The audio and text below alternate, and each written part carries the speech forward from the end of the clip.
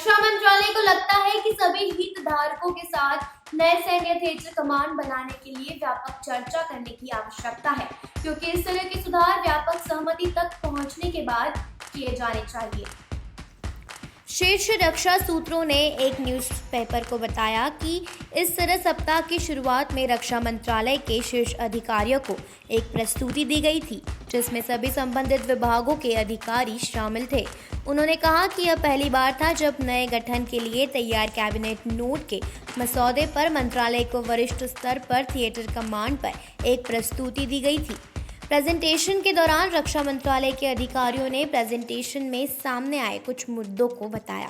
सूत्रों ने कहा कि प्रस्तावित थिएटर कमांड ने गृह मंत्रालय के कुछ अर्धसैनिक बलों को भारतीय तटरक्षक बल के साथ थिएटर कमांड के तहत लाने का सुझाव दिया था।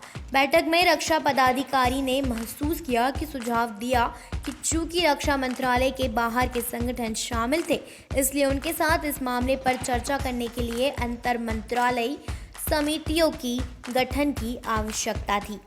सूत्रों ने कहा कि कमान संरचना प्रस्तावित थिएटर कमांडरों को सेवा विस्तार देने का भी सुझाव देती है, जो तीनों सेवाओं के उप प्रमुखों से ऊपर और प्रमुखों से नीचे होंगे।